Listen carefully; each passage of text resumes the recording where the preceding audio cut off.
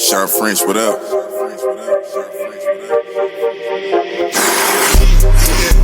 This one luck, I let the pain inspire me. I put my all in everything I'm doing. Up until it's done, I'm me for the entirety. I put in overtime, I be working. Just know I'ma go for mine, cause I earned it. They watching, I know it's time, I confirmed it. A whole society determined. What's up, everybody? Welcome back. I am your host, Sean French, and this is the Determined Society podcast. I have with me today a veteran and an entrepreneur. He's a former Division I quarterback at Army, and after Army, he spent 4 tours overseas protecting our country, fighting for our freedom. He's a true entrepreneur. He's a podcast host of Christ Over Fear. I have with me now my good friend, Chad Jenkins. What's up, buddy? Man, I need you as my hype guy. You got me fired up. Let's go.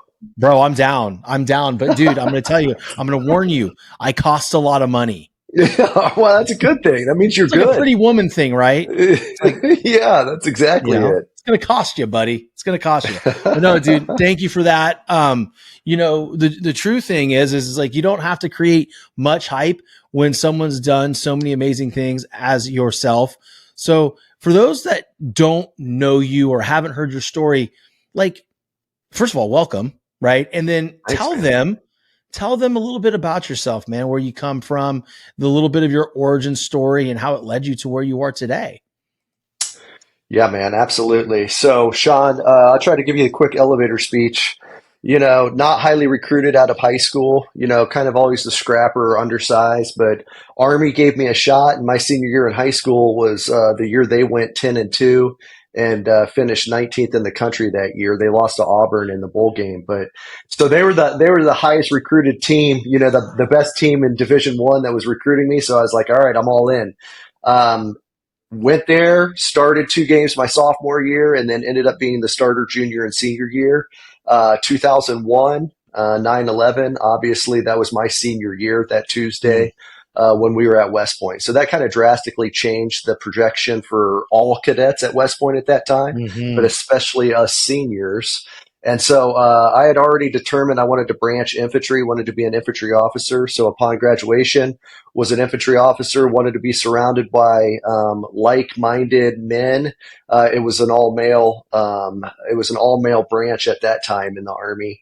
And really that kind of catapulted all of us into the next, 5 to however many years we served in the military after that, after graduating. So I did 4 deployments. My first one was a year deployment from 2003 to 2004 with the 10th Mountain Division.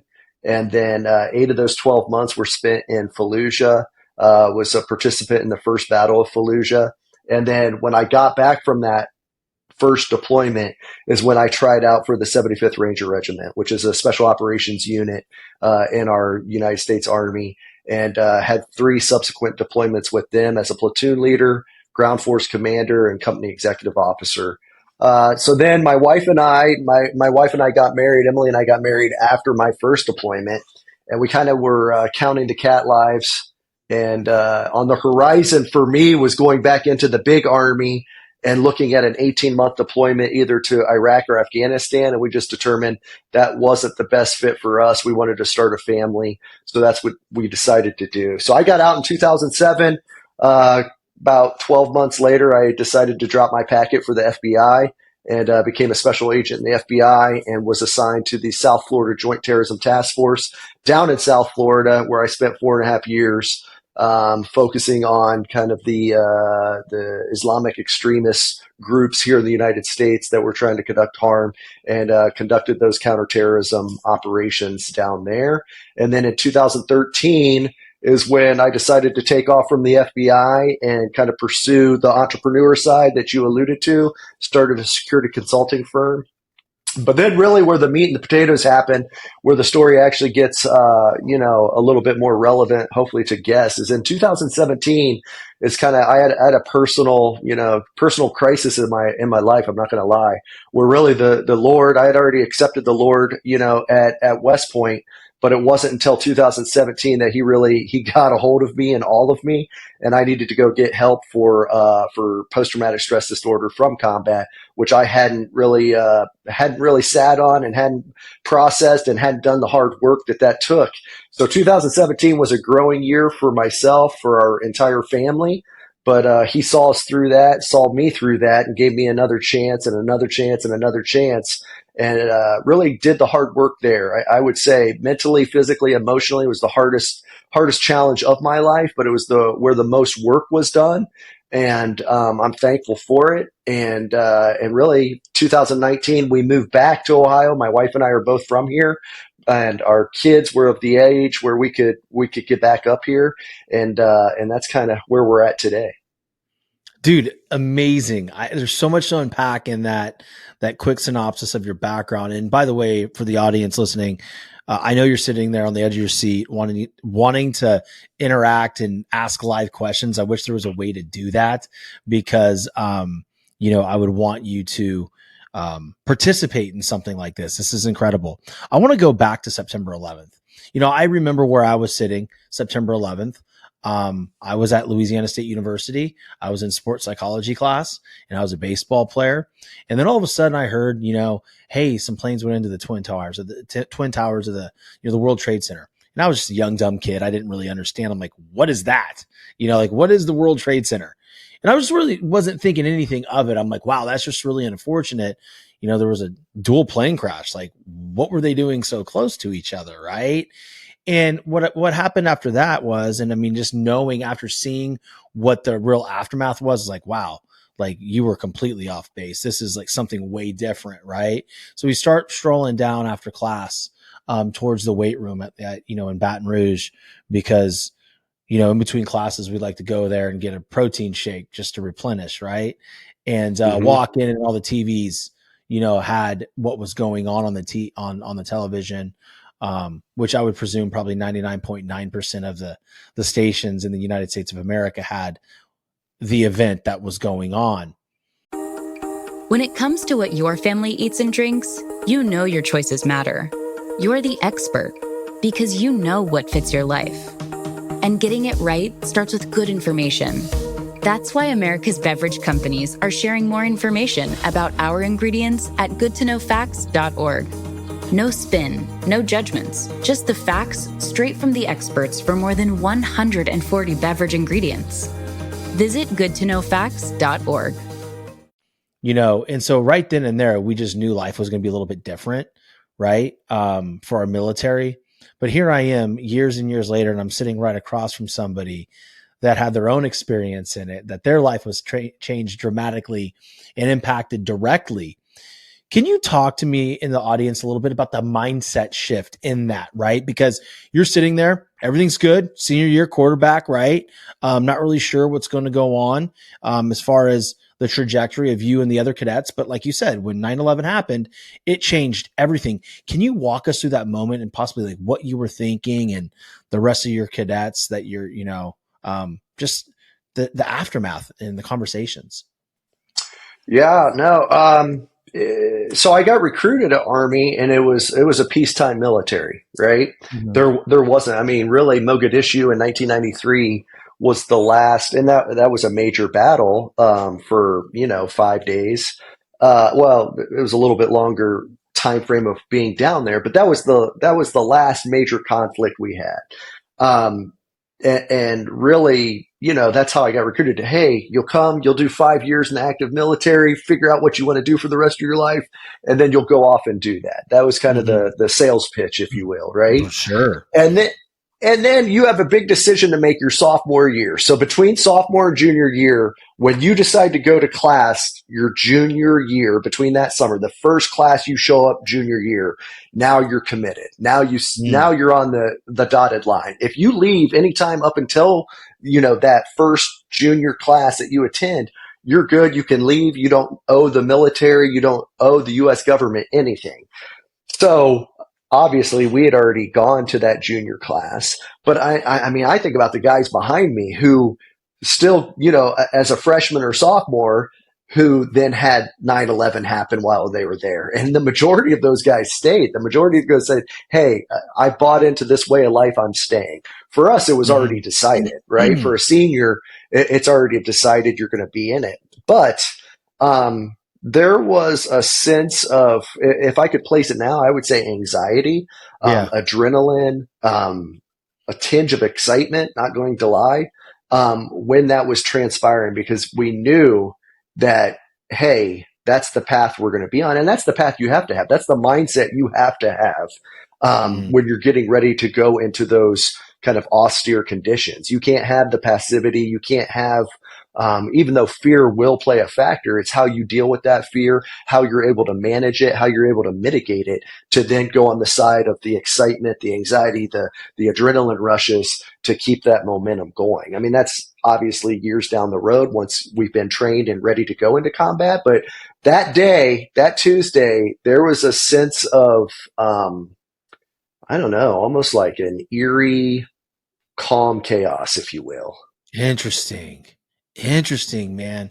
You mentioned something interesting about fear, right? And this is something that I think a lot of individuals struggle with, including myself, right? If we get scared or we're fearful of something, we can judge that and give ourselves some sort of shame, right? At times. Now, I think being fearful is perfectly acceptable in certain situations, right? But how you deal with that fear and how you overcome it is the other thing. So I want to ask you, how did you manage your fear and overcome your fear in that moment? Because again, like you said, the mindset, you already had your mind made up, you subscribed to that way of life, but you're still a human being, right? So how did what are some of the strategies that you used to overcome your fear? And specifically why I'm asking you this question is because I want the audience to be able to put themselves in their own fear right now and deploy the strategies that you're talking about, because a lot of us aren't dealing with the fact that we have to go overseas and have people shooting at us, right? We're dealing with things with our own little lives. So if it can work for you, why can't it work for some of us? Yeah, well, you immediately asked me that question. What pops in my mind is one of my last, it was my last deployment. And I specifically remember being behind our striker vehicles. We were getting ready to do a ground assault force, GAF is what we would call it. So we were driving to our target that night. And I specifically remember being where the ramp's down and you get ready to load onto the striker vehicles to then head out on the mission, and I would do this every time. I have this vision right now of it, but I mean, I would do this before every mission we'd go out, and I'd take it to the Lord. And I'd say a quick prayer. Hey, Lord, give me the strength. I would tell myself this. This is what I would tell myself during those times. If tonight's my night, then tonight's my night. You've already written my name in the book of when it's going to happen. I can't control that. What you can let me control is how I respond in the austere conditions, how I lead my men, and how I make decisions tonight. Give me those strengths. Bring my men home safe, and let us go do our mission tonight. But my ticket's already written. If it's tonight, it's tonight. Let me go be bold. And I would tell myself that pray that. I would pray that to him every single time before a mission. And for whatever reason, after I got that out and after I did that, I mean, it wasn't long. It wasn't with a bunch of dudes. It wasn't with my guys. It was just by myself. And it was like, that was what gave me strength to say, okay, we're going to go in. Now, were there times still on target where, the spider senses come up and the fear creeps in? Absolutely. But having that and that repetitiveness and that continual going to something bigger than ourselves, because I can tell you this, also on the flip side of that, there were times, and there are times even today, when Chad begins to try to put the reins in and Chad tries to rely upon himself, I'm going to falter. I'm going to fail. I can't rely upon myself in every situation, because at some point I'm going to run short and I'm going to have something greater than myself that I can fall back on. For me, it's him. For me, it's Jesus. That doesn't have to be everybody's case. I wish it was. But for me, during that time frame, for me now, I still experience that, Sean, but that's where I go for the strength, because I know I've landed flat on my face when I've relied upon myself during some of the most challenging times of my life. I'm just super impressed by you, dude. I'm loving this conversation, and I'm thinking of a lot of different things while you're speaking. The one thing I'll tell you is, for me, it's Christ as well. Right. And, Mm-hmm. and what I will say is I do a terrible job of giving things to him. And, I know conceptually he's my dude, Yep. I gave my life to Christ in 2001, Mm-hmm. 2001-ish. Maybe 2002. I was my first year at Louisiana. So it was 2001, and baptized, everything, did all that there.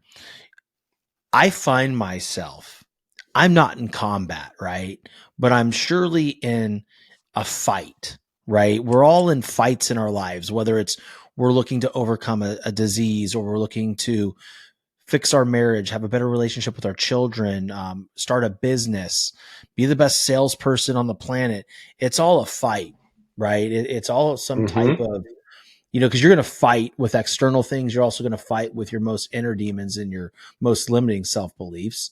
All the while, though, we all have a tendency at times to try to control it all and steer the ship. Mm-hmm.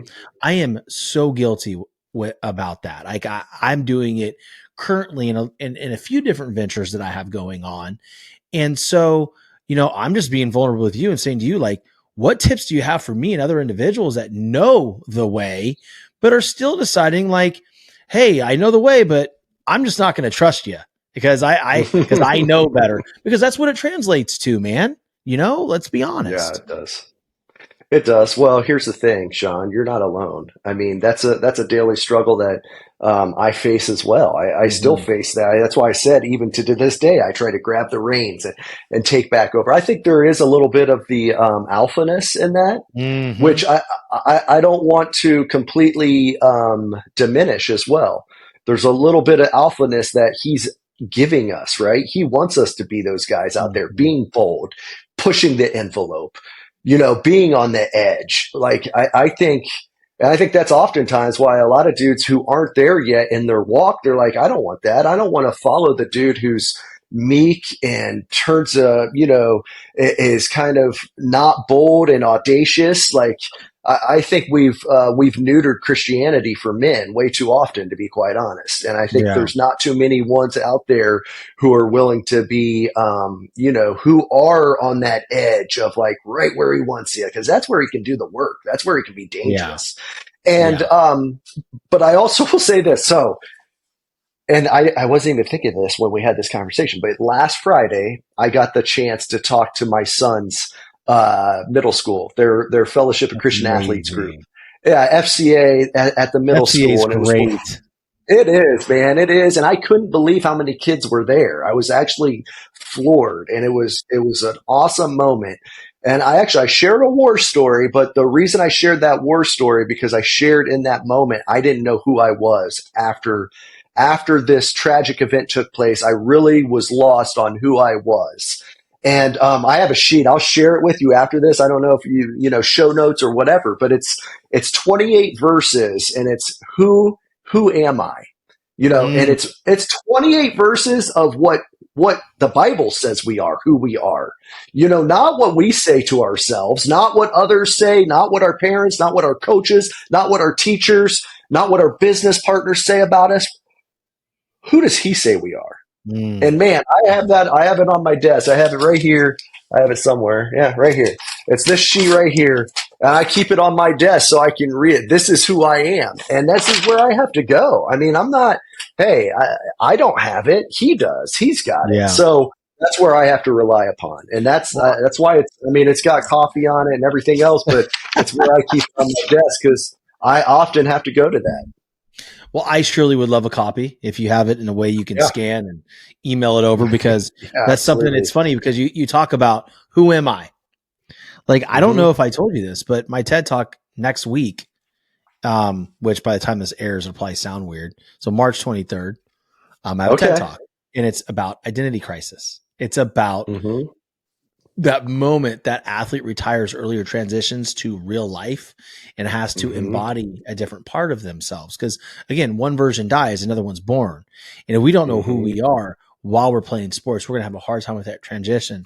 So it's funny that you mentioned that, because that is something that I'm seeing at any level, whether it's you stop playing in high school or college or professionally, especially, I mean, baseball players, man, like we're so wrapped up in, that's who we are, right? Mm-hmm. We are baseball players. It's what we are. No, it's what we do. Right. Right. But oftentimes when that career is over, I remember sitting in right field corner, man, right field corner, right after we got knocked out of the College World Series in 2003. And I was immediately so scared, Chad. I was crying. I was in tears. And a lot of people, and that were in that moment probably thought, well, I'm crying because the season's over. We got swept. We got beat by Cal State Fullerton and then, South Carolina. And yeah, while I was upset, a little bit of the tears were, we didn't get it done. We didn't win the national championship. And I'll never get to come back to Omaha and play. But the biggest thing that I was crying about is because I didn't know who I was. Mm-hmm. And this happens more so in life than not. I mean, like even if you're just a young man, you're married and you have a child, now you have identity change. You're dad. It happens. So I want to talk a little bit about identity crisis, man. Because I know, we can go to the word about who does he say we are, but we also have to do the work, right? And what are some of the things that you would offer up to somebody who is facing that transition in their life to where they don't know who the heck they are? Southwest Florida is one of the most beautiful places on the planet to live. For those of you that are thinking of moving from other states to come to Florida, or even just moving to a different part of the state, I want you to think of a big, beautiful luxury home. Contact Legacy Luxury Builders. They are a family-owned and operated luxury residential construction company. As a family-owned business, they believe in the power of building not just homes, but legacies. Contact Legacy Luxury Builders. The nightmare of feeling like you'll never measure up, of constant second guessing and self-doubt. It eats away at you and destroys your confidence. I've been there too, feeling like I didn't belong on the field with my teammates, but it doesn't have to stay that way. I used to compare myself to everyone around me. I thought that no matter how hard I worked, I'd never be as good as the other guys. It killed my self-belief. I now help athletes develop an elite mindset so comparison no longer controls them. We teach techniques to cut out the negative self-talk and unlock their full potential. Imagine stepping into the box when it counts the most and feeling totally confident in your ability, feeling invincible instead of insecure, ready to seize the opportunity instead of shrinking from it. That's the mindset I help athletes develop. Don't waste another minute on comparison and self-doubt. Take control of your mindset and become the confident, unstoppable competitor you were meant to be. DM or comment below to get started with the Edge and transform your mental game. That's a really great question. And I want to also piggyback off your point. That's the difficult.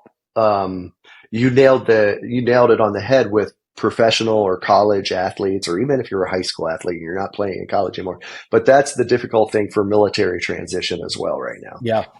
Not just right now. I mean, it's been since the end of time, since warfare, but transitioning from, that military mindset to then back into, society, if you will. That's why so many veterans are struggling in that. So, let's talk about that. Like, can hit on that, because I think right there, like, I don't, it doesn't matter to me what angle we take on that, as far as, because I think it's all real. Right. And the whole point is appealing to everybody, but I want to specifically talk about that soldier in the military transitioning back to real life and the things that happen, because major awareness needs to continue to be, a light needs to be shined on this, right? Because a lot of these military professionals, they come home and they don't seek the help and they think they got to go it alone. And I don't think that's right. I don't think they should have to, deal with that alone. Yeah, you're right. Well, and here's the thing though, you said it as well.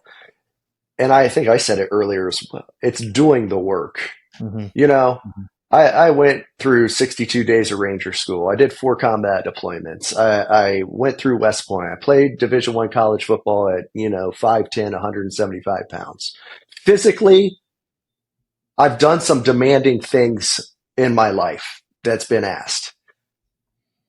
Nothing, John, was more difficult, more demanding than when I was in that point in 2017 and said, hey, now I've got to look at me and I've got to internally reflect and I've got to go back to some stuff and I've got to look at those events and I've got to sit on that and I've got to process that and I've got to go through that, as agonizing as that is, especially for men. Is because we typically can just put up the walls and continue mission and think that we could just plow through those events. And it doesn't have to be combat. It doesn't have to be some, crazy event. It can be, a divorce as a young child. It can be, dad's hitting the bottle too much as, when you're a kid. It doesn't have to be some crazy story. Now, my stories are a little bit unique to me. So that's what they are. Maybe that's why they resonate with people. But it wasn't until I reflected and sat on those events. And actually, I did cognitive processing therapy with a psychologist at the VA. And I had to, it was each of the combat events, I had to do 2 combat events that really bothered me, that I would never talk about, that I would never share. And I had to go through 12 iterations of each of those. And probably the hardest point in time was when I had to write them out. I had to write the entire event out, and then I had to read it to my psychologist. And I remember the first combat situation that I wrote about. It took me about 4.5 hours on a Saturday, and I wrote it out, and it was 7 pages long. And I was by myself in a library in Jupiter, Florida, writing it out, and it was awful. It sucked. It was horrible. And I got to the VA on Tuesday and I read it out loud. I was a hot mess. I had all these emotions, crying, going through all these ranges of emotions that I had never gone through as a male, an adult male, because I, could train myself not to cry, could train myself not to do all that stuff. Now they're flooding, right? She's like, good job. This week's assignment is I want you to go back and I want you to rewrite it, and I want you to rewrite it with more detail, and I want it to be longer this time. So the next iteration, 9 pages long, going back through. But what that did was it unlocked all of the emotions that, men aren't good at, going through and sharing and dealing with. And it really put, in the military, a lot of times you talk about crawl, walk, run. You'll do something that you're training to do, whether it's a 3 to 5 second rush, and you do it crawl and you do it really slow, and then you walk through it, and finally at the end you can run. And that's really what I was doing. I was doing the crawl, walk, run on learning how to identify my emotions, accurately describe them, feel them, process them, and then share them, healthily. So that was kind of what was going on in that. And so that's what I did. All I can give you is what was the recipe for how I kind of got back to where I could have these health, like even, my son, thank God, literally, Jesus stepped in when he did and rerouted me, because I was kind of given that tough love, like, hey, son, he was like 3A, suck it up, drive on, you're good, man. Yeah. Boys don't cry, all the falsehoods. And I'm not saying we don't need to train our men how to be, our young boys how to be masculine, but part of that masculinity is being able to cope healthily with our emotions and knowing how to process them and get through them, and know when, hey, there is a time and a place where you're going to be safe in this house and you can share your emotions, and mom and I will be here for you. And then there's other times when you're on that sports field, man, you need to turn it on and you need to be at the high point. And there will be a time to come back and decompress, but that time is not to melt down when it's, 3rd and 12 and you just threw a pick six. That's not the time. That's the time to get ready for the next series. Right? Yeah, because you're fixing to go back out there right now. Yeah, right. Yeah. So, it's all that, but I'm just thankful that he did it to me in my life. Jesus did it to me, where I could go in, I could focus on that. And then hopefully, because that's our only goal as parents, right? Is, oftentimes you'll hear people say, oh, don't make the same mistake twice. No, I don't like that statement. Don't make my mistake once. If I can share it with you, what not to do, don't make my mistake once, right? And that's our goal as parents, is where we screwed up, where we fell short. Hopefully we can pass it on to them so that they can maybe be ready to navigate that challenge a little bit better when they face it. God, so good, man. what we're really talking about is going to the root of the problem, right? So to your point, doing the work, writing it out, getting granular, starting at 7 pages, making it longer and longer and longer. So you can go through all the ranges of emotions that you need to go through, get them out so you can heal. Now, a lot of times what we like to do when we're struggling is treat the symptom. And I had I had a really good friend on my show, Dr. Rob Kelly, interesting conversation, incredible. And he was just talking about, you got to go back to the scene of the crime. You have to go back to that scene of the crime and do the work in order to heal properly. And I don't think enough people are doing it. And my theory is, and myself included, it's because it hurts too much. It is painful. So I commend you. I commend you on that, right? Because, doing that type of work is the only way you can lead your family. Like, if you don't, what does that look like? That 3-year-old that you're telling to suck it up is now 10, going through some real life stuff. And now daddy's insensitive and doesn't hear him. Right. So I think that's amazing. And, in our household, we don't teach the boys don't cry. Like, we don't teach that. I want my son to cry. But I also want him buttoned up, chest, head up and chest back in public, when he's playing baseball, and I want his chest up, but when he gets in the car, he can melt down all he wants, we can have that conversation. So man, just a little, I'm off in the weeds now, but I just, I really wanted to address the fact that, we're talking about addressing the root of the problem, because I want to drive that point home for the audience. It's not about the emotion, right? It's not about the trigger or the fear. It's about why. It's like, what happened? When did it happen? Who did it happen with? And going back to that moment and working through it. I love all those points. I love how you pull that out from me sharing that about going to the root cause. And I also think we got to talk about it. I mean, we got to talk about,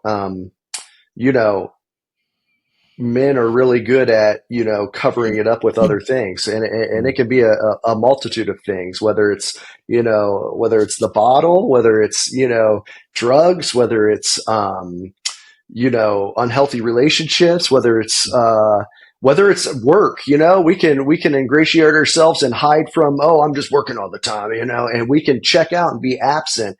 And I love your point about the family, man, because so often I was stuck on still longing. When I didn't know my identity, I was longing to get back to leading that Ranger platoon. I was longing to get back to leading those men and those dangerous missions. And you know what?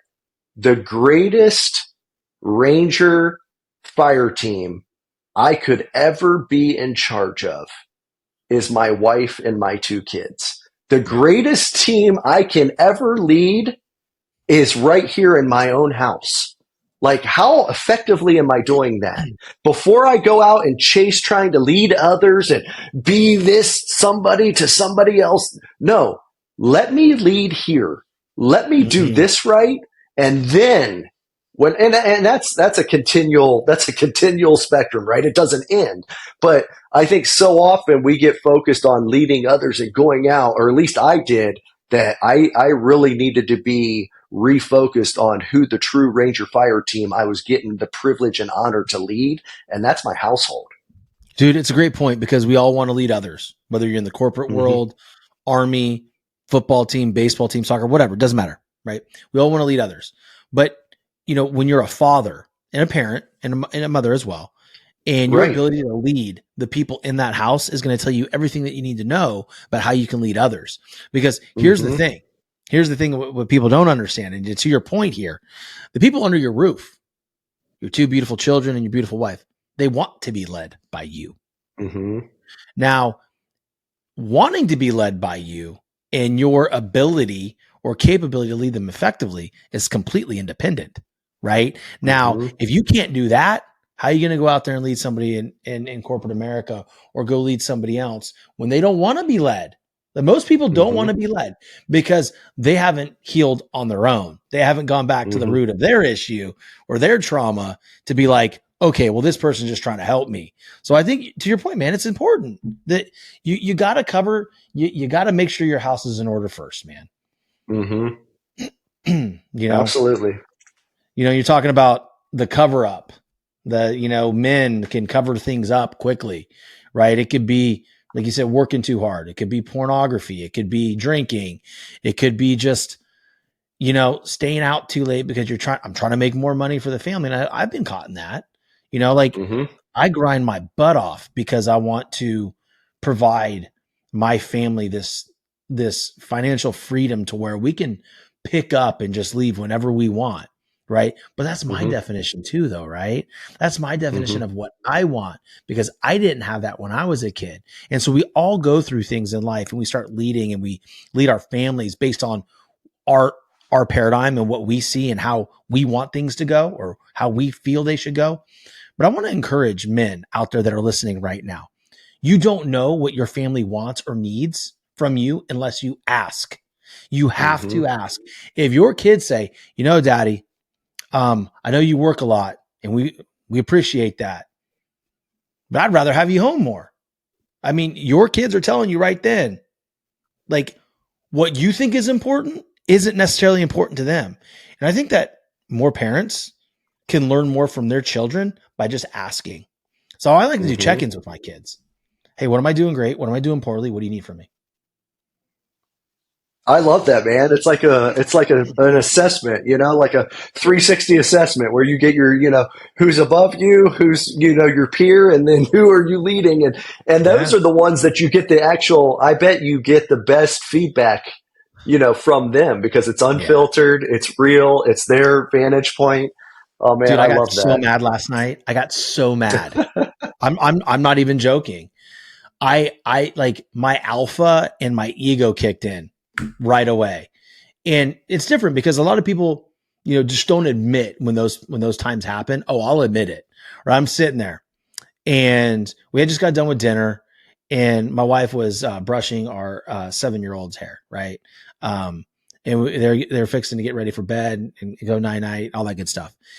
And right then, I don't know what happened. My wife said, "Who's the grumpiest in the house?" And my 7-year-old went like this. And I felt her looking at me.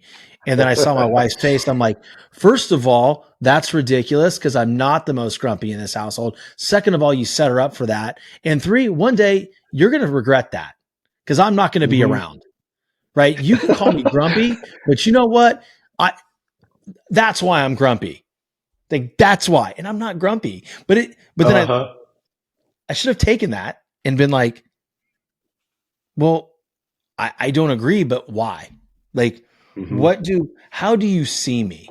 So I lost an important, opportunity to lead, because now if I go back, it's not as powerful. Right. But dude, I'm not perfect. But I'm going to tell you right then, like, my daughter, my 7-year-old thinks I'm the grumpiest one in the house. It's an assessment. That's great, man. But I didn't ask for it. Dang it. I didn't ask for it that time.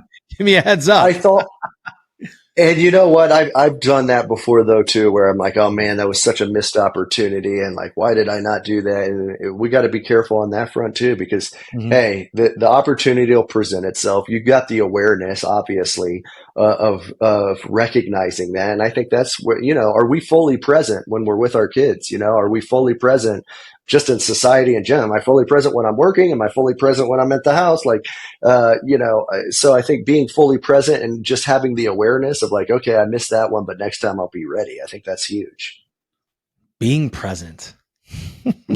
Brother, if you got like a bottle in your refrigerator that's labeled presence, send one over, right? Because I think it's the hardest thing to be. Because as we get older, right, we have more things on our mind. We have more stressors. We have more fears, more anxieties. And I find myself thinking about things like, when I'm on the phone with my wife, she was like, "Are you there?" I'm like, yeah, I'm good. I'm good. There's moments where I'm just completely checked out. And it's not because I'm not interested or disinterested in what my family's saying. It's like, I'm trying to find a way. Like, I'm in my own mind trying to connect the dots or get through the labyrinth maze. Do you ever find yourself being that way? Oh yeah, no, and it's we're so what's not stovepiped, but we're very, men are like very one dimensional, where women can like talk about things. I mean, Mhm. this is psychology where they can go from one point to another and bounce all over the place, and that's just kind of how their brains are wired. Where men, we're more like Yeah. silos, and we can't do that. And so if I'm not in that presence of mind of where she's at, then yeah, it oftentimes I have to bring myself back to your point because I'm checked out and I'm not focused on where I need to be focused at that time. No, that's a good point. The silos, right? If I'm not in that silo and my wife comes up to me and wants to talk about a certain aspect, but I'm thinking about something completely different, I'm not going to be able to give her what she needs, Hmm. because I mean, that's just hard for men to do in general, mixing the fact that, the high level ADHD, like I can't do it. Like I literally Yeah. can't do it. I need to focus on what I'm doing right now. And then you can ask me to walk the dogs or something. It's Yeah. really funny though, because like, I don't know if you're this way, but for me, if I'm doing one thing, the last thing I want to hear is, "Hey babe,